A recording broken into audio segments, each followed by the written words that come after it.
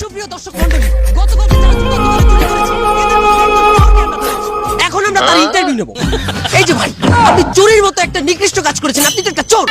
আর মিয়া খালি চোরই দেখলেন, চোরের দুঃখটা আপনারা দেখলেন না। আপনার আবার কিসের দুঃখ?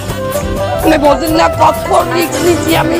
চুরি করা পাপ, আল্লাহ শাস্তি দেবে, এটা যাই নাও। রিস্ক নিয়ে দুই জোড়া জুতা চুরি হচ্ছি। হ্যাঁ, তারপর বাড়ি এনে দেই ছোট হয় জুতা। আমার সাথে এগুলো হবে কেন? আমি কি অপরাধ করছি? আমি তো কোনো কুলি পাইলাম না, এগুলো পাইলাম না, ওগুলো পাইলাম না। আপনার জন্য আরো একটি দুঃসংবাদ আছে।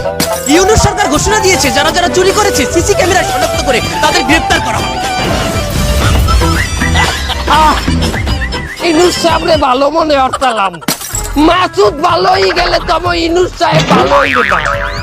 আমি একটা চোর, দুই জোড়া জুতা চুরি করছি, আমারে ধরবে সিসি ক্যামেরা দিয়া। হ্যাঁ, আমার পিছনে ইনুস সাহেবের এত সময় বলে ব্যস্ত হবে না। কি হবে না? ইনুস সাহেবরে দিয়েও হবে না, এ জাতি নির্বাচন চায়।